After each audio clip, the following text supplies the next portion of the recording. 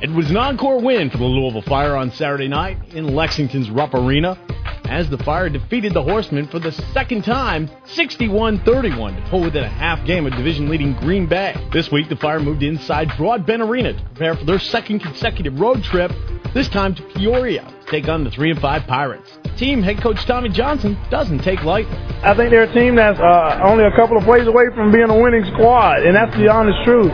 We haven't had success with teams with losing records. That's something that we've got to try to break this weekend in a very hostile environment. They know how to cheer in Peoria. So when we go into Peoria, we have to be very, very focused. We're going to try to occupy the guys' time to keep them focused.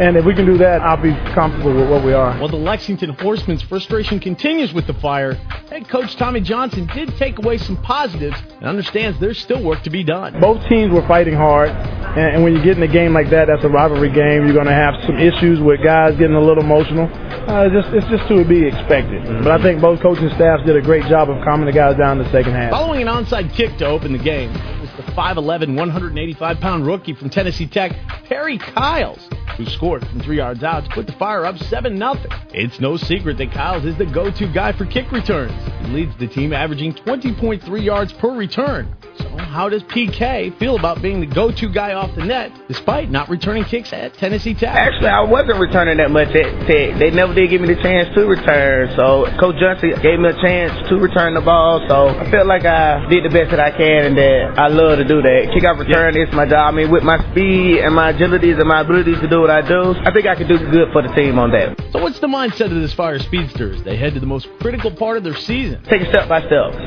As of now, we're 0-0, trying to go to Peoria to make it 1-0. You know what I'm saying? Win with them would be good, then come back home for a home game against a real good team inside our division. I think we'll do great. Last year, he was the Cincinnati Jungle Cat, but this year, third-year AF2 quarterback Aaron Marshall finding his place for the Louisville Fire.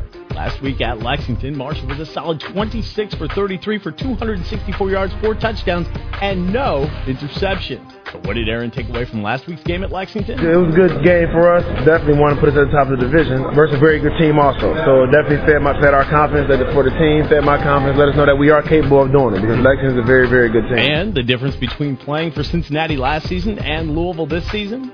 We win here. Last year we didn't really win in Cincinnati. It was the first year of the franchise though. Started off a little slow, but I like the coaching here. I like the city. I love the fans, so I like it a lot. So can the 6'3", 240-pound Youngstown State alum bring an Arena Cup championship to Louisville? Yes, sir. Since losing 2 in a row to Quad City and Tennessee Valley, the Louisville Fire have went an impressive 4-1, going 2-1 on the road.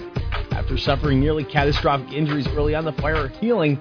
Well, Coach Johnson knows there's still a lot of work to do. He likes what he sees. Well, right now we have a group of guys that are working well together. Some aren't playing and some are playing. The good thing about our guys is that we understand that we're going to need those guys that aren't playing just as well as we need the guys that are playing. And we're trying to work some things out as a unit, as a group, so that we can keep everyone happy and keep everyone around. If we can do that, I am pretty confident with what we have. The Fire depart Louisville Friday for Peoria, Illinois, and Carver Arena. A date with the 3-5 Pirates.